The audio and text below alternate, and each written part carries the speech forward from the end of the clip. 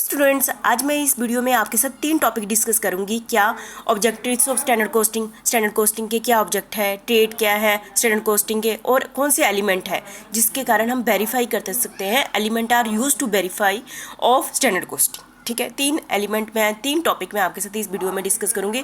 सबसे पहले, क्योंकि हम स्टैंडर्ड कोस्टिंग पढ़ रहे हैं तो मेन ऑब्जेक्ट तो आप सभी को पता ही है। स्टैंडर्ड कोस्टिंग का क्या है, एक टाइप का क्या है, कंट्रोल करने का डिवाइस है। ठीक है, ये कंट्रोल करने की टेक्निक है स्टैंडर्ड कोस्टिंग। ठीक है, फिर भी हम कह लेते हैं to institute a control mechanism on all the element of cost that effect production and sale. ये सभी एलिमेंट का क्या है, कंट्रोल करने का एक मैकेनिज्म है। जैसे कि हमने मटेरियल के भी का स्टैंडर्ड कर दिया, लेबर का भी कर दिया, फिक्स्ड ओवरहेड का भी कर दिया, वेरिएबल ओवरहेड्स का भी कर दिया। डिफरेंट जो मैक्सिमम जो स्टैंडर्ड कोस्टिंग है वो हम प्रोडक्शन डिपार्टमेंट में यूज़ करते हैं। वैसे तो हम कहीं भी कर सकते हैं पर मेनली वहाँ पर करते हैं। तो इसका मेन मकसद क्या है, कंट्रोल करना। ठीक है, to measure different operational efficiencies and check the wastage. इससे हम क्या करते हैं, एफिशिएंसी चेक करते हैं। जैसे कि मटेरियल जितना हमने सोचा था, सोचा मतलब स्टैंडर्डाइज किया था, और एक्चुअल जो परफॉर्मेंस उसमें कोई डिफरेंस तो नहीं है। जितनी हमने स्टैंडर्ड लेबर का डिसाइड किया तो एक्चुअल में लेबर जितनी खर्च हुई उसमें कोई डिफरेंस तो नहीं है। इस टाइप से तो ऑपरेशनल एफिशिएंसी। और इससे क्या होता है कि हम वेस्टेज को भी क्या कर लेते हैं, चेक कर लेते हैं। किसके हेल्प से, स्टैंडर्ड कोस्टिंग की हेल्प से। To improve the delegation of authority and generate a sense of responsibility among the employees. इससे हम क्या करते हैं, जब हम देखो हम कोई भी काम करना है, रिस्पॉन्सिबिलिटी सेंटर बना दिए, उसमें हम उनको अथॉरिटी देते हैं, रिस्पॉन्सिबिलिटी देते हैं। जब हम एक बार स्टैंडर्ड निर्धारित करके एक्चुअल में कंपेयर कर लेते हैं तो इससे क्या होता है, हमें अपने डेविएशन का पता चलता है। इससे हम आगे के लिए अथॉरिटी देनी, रिस्पॉन्सिबिलिटी देनी, उसको रिवीजन कर सकते हैं। ठीक है, to develop a cost consciousness in the employ. ठीक है, इससे क्या होता है कि एम्प्लॉय के बीच में कोस्ट के प्रति कॉन्शियसनेस बढ़ती है। ठीक है, to presume the production cost, sale and profit. To presume, हम इससे क्या अजम्पशन लगाते हैं, प्रोडक्शन की कॉस्ट कितनी होगी, सेल कितनी होगी, प्रॉफिट कितना होगा, एक टाइप से हम एक अज्यूम करते हैं ना। To avail the benefit of management by exception. Standard costing से हम क्या हेल्प मिल जाती है, management by exception. Management by exception क्या होता है, ये आपको टर्म बहुत ही अच्छे ढंग से पता है। जब हर एक कंपनी के टॉप लेवल मैनेजमेंट चाहती है कि वो कंपनी के छोटे मोटे मामलों में इंटरफेयर ना करें, क्योंकि उनका टाइम बड़ा ही इंपॉर्टेंट होता है। कंपनी के बहुत बड़े डिसीजन लेने होते हैं। यदि वो छोटी छोटी चीज़ों में फंसे रहेंगे तो बड़े डिसीजनों की तरफ उनका ध्यान नहीं जाएगा। ठीक है, तो वो उनसे बचने के लिए कहते हैं कि छोटे काम अपने लेवल पर ही सोल्व हो जाए, और जो प्रॉब्लम्स आती हैं तो उसमें स्टैंडर्ड कोस्टिंग बहुत ही हेल्प करता है मैनेजमेंट बाय एक्सेप्शन में। ठीक है, to bring about a by progressive vision and मतलब कि ये डिसीजन मैनेजमेंट लेवल पर डिसीजन मेकिंग में भी स्टैंडर्ड कोस्टिंग क्या करती है, बहुत ही हेल्प करती है। तो ये मेन ऑब्जेक्ट थे क्या, ये कोस्ट कंट्रोल करने की टेक्निक है। इससे हम दूसरों की एफिशिएंसी को मेजर कर सकते हैं। हम बहुत अच्छे ढंग से अथॉरिटी और रिस्पॉन्सिबिलिटी एम्प्लॉइज़ के बीच में बांट सकते हैं। इसमें सभी एम्प्लॉय के बीच में कोस्ट के प्रति कॉन्शियसनेस पैदा हो जाती हैं, और हम फ्यूचर के लिए कितनी प्रोडक्शन कॉस्ट होगी, कितनी सेल होगी, कितना प्रॉफिट होगा, इसके अजम्पशन कर सकते हैं।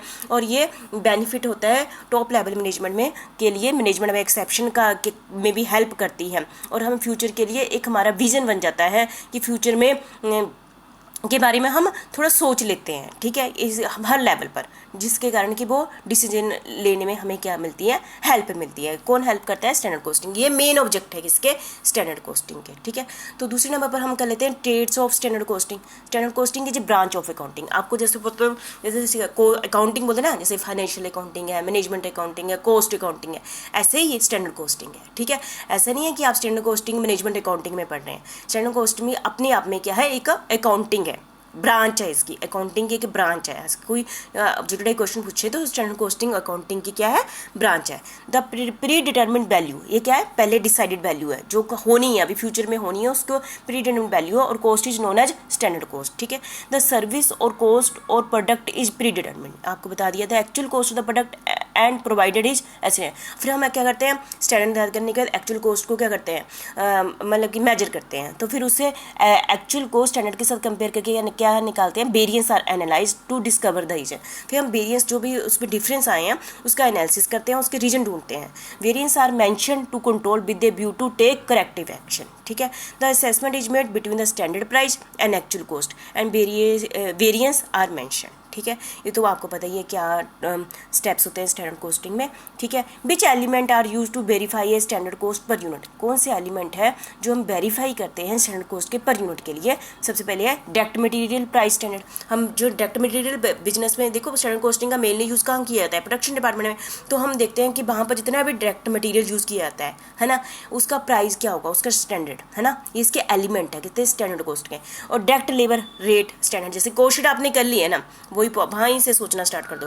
डायरेक्ट लेबर रेट, एक डायरेक्ट लेबर रेट, जैसे एक एम्प्लॉय को हम रखते हैं ना, लेबर को रखते हैं, उसका रेट क्या होगा, स्टैंडर्ड, है ना। डायरेक्ट लेबर टाइम, वो एक दिन में यदि काम करेगा कितना टाइम काम स्टैंडर्ड, उसका काम करने का कितना स्टैंडर्ड है, मतलब 8 घंटे काम करेगा, 7 घंटे काम करेगा, डिपेंड करता है कि नेचर ऑफ द जॉब कैसी है, ठीक है। और डायरेक्ट मटेरियल क्वांटिटी स्टैंडर्ड, कि इतना सामान बनाने के लिए कितना मटेरियल चाहिए या किस क्वालिटी का चाहिए, क्वांटिटी, यहाँ क्वांटिटी भी लिखा है, क्वांटिटी चाहिए इतना, बस 5 चेयर बनाने के लिए कितना क्वांटिटी मटेरियल हमने इसको देना है, ठीक है, वो स्टैंडर्ड दर्ज करना। The standard fixed overhead rate, हम किसका स्टैंडर्ड दर्ज करते हैं, फिक्स्ड ओवरहेड रेट डिसाइड करते हैं। The standard variable overhead rate, ठीक है, क्योंकि यहाँ मैंने ये सारी आइटम्स कौन सी ली है जो कि हमने प्रोडक्शन डिपार्टमेंट में ही आती है ना, मटेरियल, लेबर, ओवरहेड्स, है ना, ये होगी एक्सपेंसेस, है ना, ये सारे ये इसके एलिमेंट है जो हम स्टैंडर्ड कॉस्ट पर यूनिट में यूज़ करते हैं एक टाइप से, ठीक है। Thank you very much.